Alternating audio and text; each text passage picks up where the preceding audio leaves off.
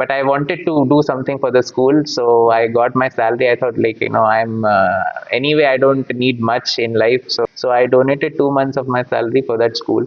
So there is no greater joy than making somebody happy. The first year, though, I was going mostly, I think, 4 5 hours of coaching, and then after that, another like 12 hours of study. So basically, it was study and sleep, study and sleep. Of course, in between you have to eat to live. You are very focused on that walking movement. Yes. And there's also the walk to work. Yes. Is it because the Shillong infrastructure is lacking and could be improved? Maybe traffic management. Yes, I mean it started in Shillong, because when I was in William Nagar, there is no zero traffic because it's there are very less So you people. have to. In Tura also it was okay, but here there's a big problem. Yeah, so I started walking, and I realized it took less time walking than using a car. Rang Sobai pihak episode 13 jong kene ke Q&A ngadon hangni bat is Swapnil Tembe iwe neki IS jong kene ke jela jong ne neklaya ila no senyang haka imang salah haki bon hakalian kapuli puti hangreu pau tuli di school ila le repair da ka tulap jong ni namta ki khna pule khamtam e hakabede kapuli puti. We welcome you, sir, to this episode. Thank you. You so much for your time, sir. Before we start with the question, how much would you rate Meghalaya on a scale of 1 to 10? 10. 10. Yeah. Why so? It resonates with basically who I am. So I find I love nature, to be among nature. I love football, so I play also. So it's a common game here, and plus there's a lot of spaces to do trekking, to do running, to run marathons, trail marathons, and people are really nice. So for all parameters, it's good for me. Yeah. Okay, go ahead to the questions, sir. Yeah. The first question will be on national outlook. And as a bureaucrat, do you see India will remain inclusive, or India is heading towards becoming a one-party state or a nation ruled by one person? What is your say on the cow slaughter ban movement? These things are, I think, temporary. I mean, whatever is happening, and I see a bright future for our country and also for our state. Of course, while we move forward, there are some issues here and there, glitches here and there, but I'm sure we can work together. And India is like known as the most vibrant democracy. It has set an example. So I'm sure we'll come over all these things, and India will remain a vibrant democracy, and will resolve all these issues. Okay, Yeah. so we'll move to education, sir. Yeah. So we often hear that the MBO syllabus is very outdated. Do you agree with that? No, because last year only we have, MBOS has started NCRTs. So now all classes are using NCRTs, and the syllabus was more or less the same only. It's the question of the methodologies we use, the examples we use, and are we up to date? Because things are changing every day. So the teachers also have to evolve. The textbooks may not change every year, but we need to adopt ourselves as teachers, as principals, and we need to bring in latest information so that our youth are capable of cracking the exams. That is the main thing. Because I'm asking that because in recent years we've seen some publisher publish books which can lead to misinformation without fact checking. So the books and all is basically looked by DERT, which is the Directorate of Educational Research and Training, and there is a separate director there, which looks into these syllabus, curriculum, NCF, the National Curriculum Framework. So maybe some of the facts earlier were misreported, or they could not be traced. But there is a thorough process in the committee which is under DERT. So they are doing their job before the introduction of textbooks. Some may argue that our government now is doing very little on education. The thing is, the scale is too big. Like for a small state of Meghalaya, we have 14,700 schools. So that's like a big number. Manipur, if you compare same population almost, they have 1/3 number of schools, and then Nagaland has only somewhere around 2,000 schools. So it's a question of numbers are there. So that's what I'm saying. So we need to talk about education. We need to make aware what is going on. So for example, mission education is going on. where all nearly almost 1800 schools are, are towards the final stage of repair.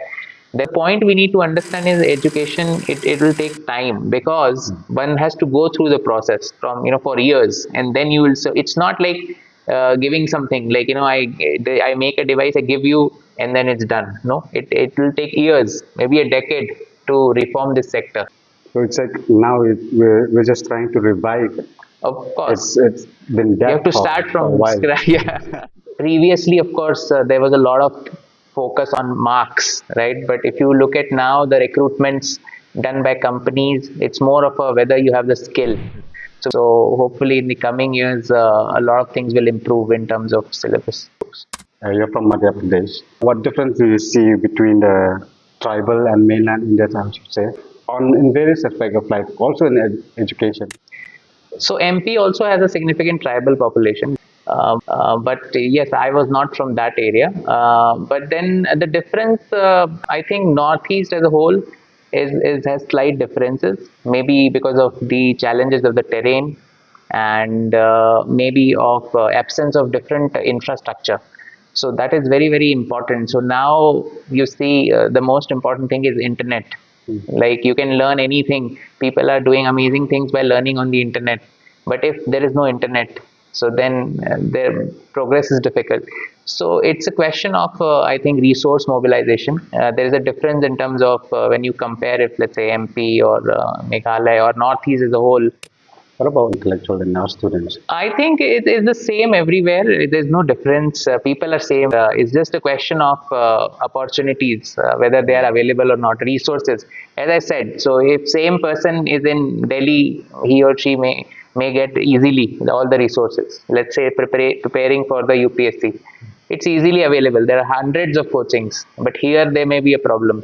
But now with the coming of internet, and that is what I tell all the youth, that you don't have to go to Delhi now, because all the information is already available on YouTube, on internet and all. So anyone can achieve anything now. It's the age of information. We see that you've been doing a lot of, I could say, philanthropy work. It seems like you love Meghalaya so much, but what makes you do all of from your own salary? And that was when I first joined as a SDO Civil Dadengre in West Jaro Hills. So I was very new and very young. I think it was 2016, 17. I joined and I saw a school.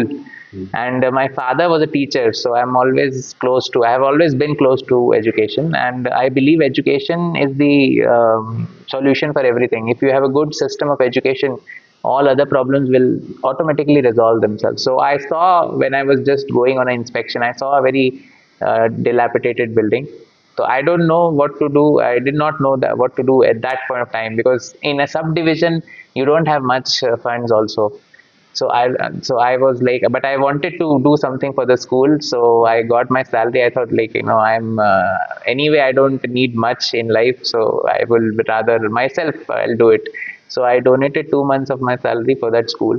But after seeing the smiles of the teacher, the students, and they were so happy. So there is no greater joy than making somebody happy. So that has been the driving force for me. And yeah, later also I've done so many schools. And in fact, looking at my example, many other people have joined. So those 60 odd schools were from the help of others also. And for coming here, after joining as director, I have started a portal, Adopt a School, where anyone can adopt a school. So more than 200 schools have been adopted. And Adopting means adopt as in whatever you can do for the school. Basically, you can give some furniture, you can give books, you can maybe repair it, you can give solar, etc. Anything you want to do. district. Yeah, all across Meghalaya. The problem is our education system, that we don't think about all these things when we are in school. We are just textbook, we are reading and we are writing the exam, that's all. But we are never thinking what we want to become. So same with me also. I was good. My father was a mathematics teacher, so I was good in mathematics, so I went to IIT. Then but I never thought whether I should do IIT or not. That was just like a reaction. Then I went joined some job in consulting in Hyderabad. Then I left because I felt I needed to do something more. I started thinking at the age of 22, I think. So then I discovered I really love helping people, and as an administrator, this is the best opportunity to help people. I see you. You're very focused on that walking movement, Yes, and there's also the walk to work. yes. Is it because the Shillong infrastructure is lacking and could be improved?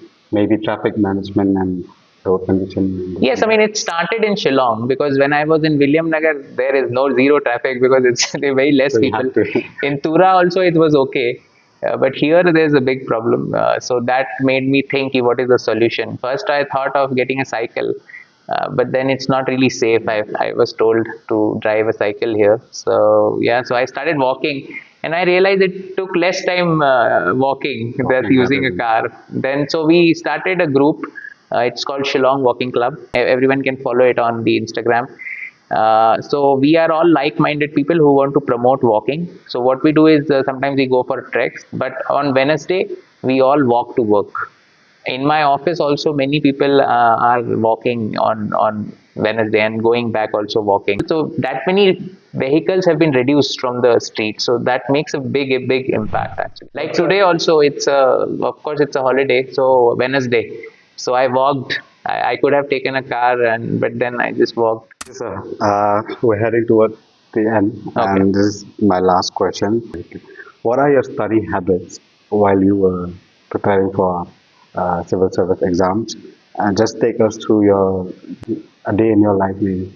Okay. So while preparing, you see UPSC, if you look at the syllabus of UPSC, it's almost says everything because it says general studies.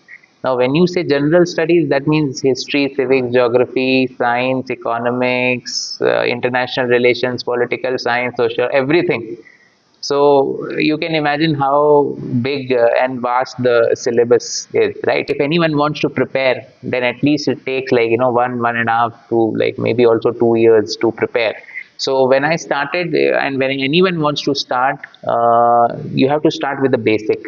When you make a house, what is the most important thing? Foundation. So here the foundation, I believe, is the NCRT books which are there from class 6 to class 10th.